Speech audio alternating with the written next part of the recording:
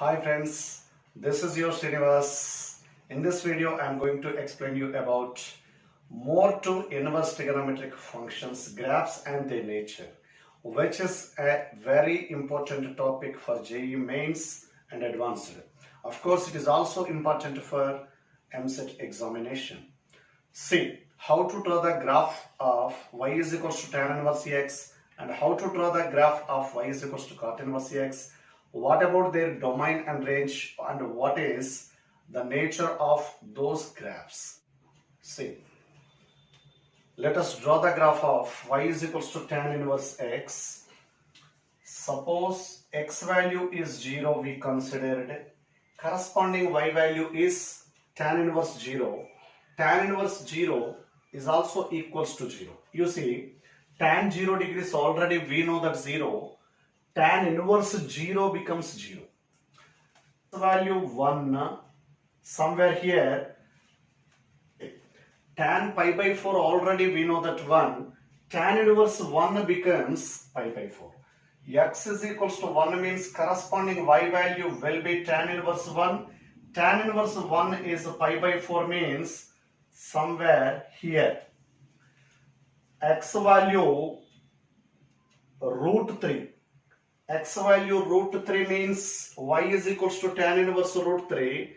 Corresponding angle will be 60 degrees at a certain height somewhere here. X value is infinity. Tan inverse infinity is pi by 2. Similarly, at minus 1, it is minus pi by 4 somewhere here. At minus root 3, it will be minus 60 degrees somewhere here. At minus infinity, it becomes minus pi by 2. So the graph of tan inverse x by joining these points will be like this. This is the graph of y is equals to tan inverse x. See, this is upper limit of the graph. This is lower limit of the graph. See, graph never touches the line y is equals to pi by 2 and never touches the line y is equals to minus pi by 2. Graph is asymptote of the lines y is equals to pi by 2 and y is equals to minus pi by 2. And also, you see that graph is defined for each and every real number on x-axis. So the set of values of x for which the graph is defined is called domain. So domain of tan inverse x is minus infinity to plus infinity, that is nothing but set of real numbers. And what about its range? Range, how to identify the range of the graph? We have to find out the boundaries of the graph. Those boundaries gives the range of the function. Here the boundaries are y is equals to minus pi by 2 is lower boundary, y is equals to plus pi by 2 is upper boundary. Of course, so it never be equals to pi by 2. Whichever the value of x you consider, it doesn't take the value y is equals to pi by 2. So that graph upper boundary is pi by 2, lower boundary is minus pi by 2. Its range is open interval minus pi by 2 comma pi by 2. Moreover, actually tan x is not 1, 1. To define its inverse, we have to restrict its domain so that it is 1, 1. Of course, its range is R. That's why by considering codomain is R, automatically it will be on 2. But we have to restrict its domain from R minus 2n plus 1 into pi by 2 to open interval minus pi by 2 comma pi by 2.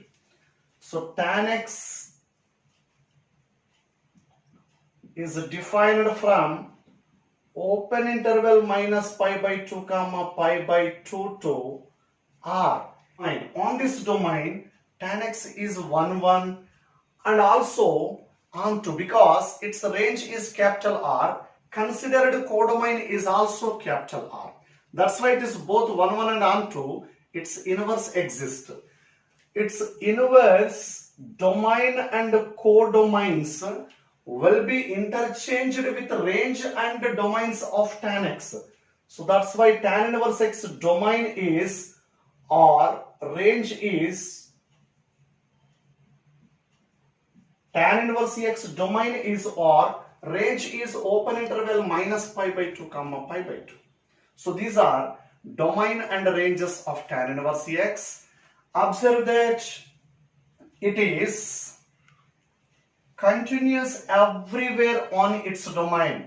We can draw the graph of tan inverse x continuously without lifting marker from the board.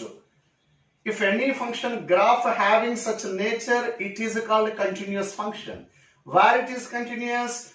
Throughout the domain of tan inverse x, it is continuous. So it is continuous everywhere on the set of real numbers. And what about differentiability nature?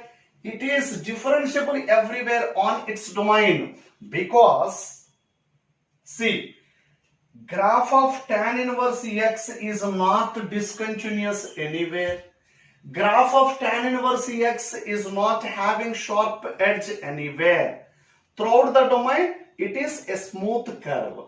Even at 0, it is taking turn, but it is smooth curve only, not sharp edge. That's why it is differentiable everywhere on its domain.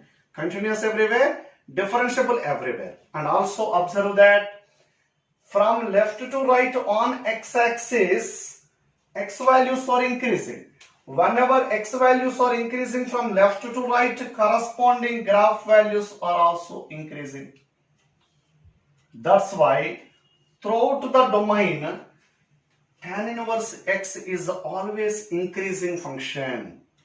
Okay, whenever it is increasing function, its nature is, if tan inverse x greater than tan inverse y, then it becomes x greater than y.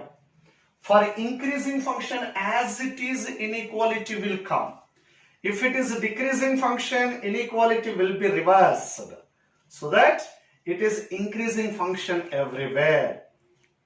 So this is about tan inverse x. See, to draw the graph of y is equals to cot inverse x, let us consider few values, known values. Of course, we know that cot pi by 4 is equals to 1.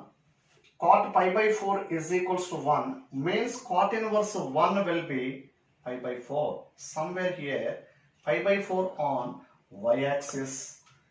Cot 30 degrees is root 3. Cot 30 degrees is root 3 means cot inverse 30 degrees is 30 degrees somewhere here. So 1 by root 3. Somewhere here 1 by root 3. Cot 60 degrees is 1 by root 3. Cot inverse 1 by root 3 will be 60 degrees more than this.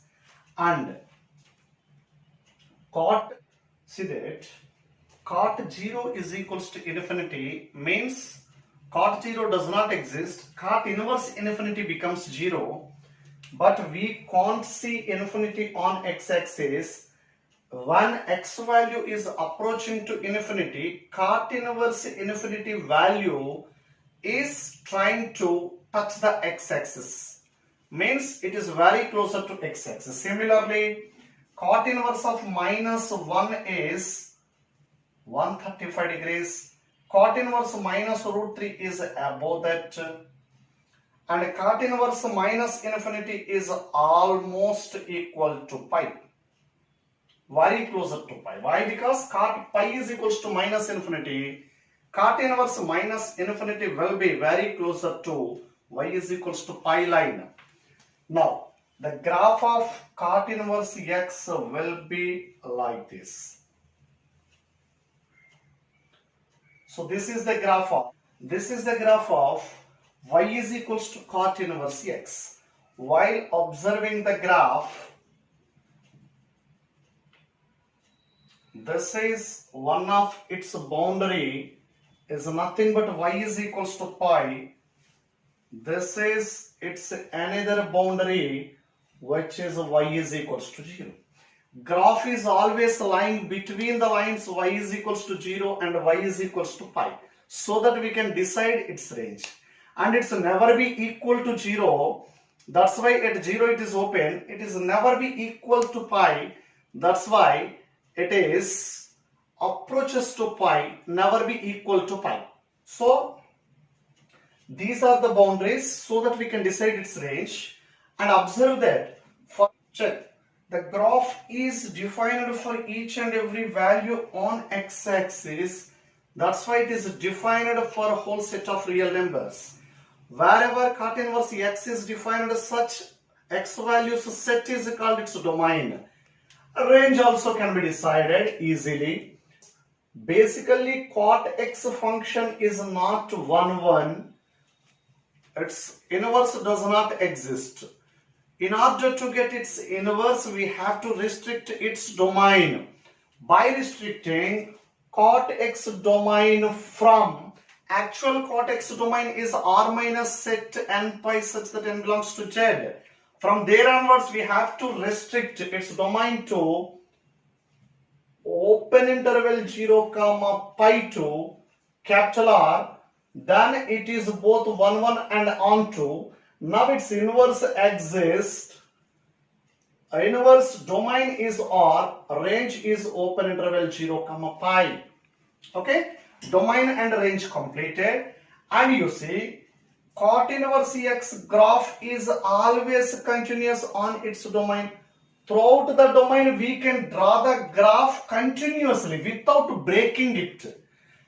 Nowhere it is discontinuous. That's why it is continuous on a whole set of real numbers. And what about its differentiability nature? Cot inverse x is also differentiable because it doesn't have any discontinuous point. It doesn't have any sharp edge.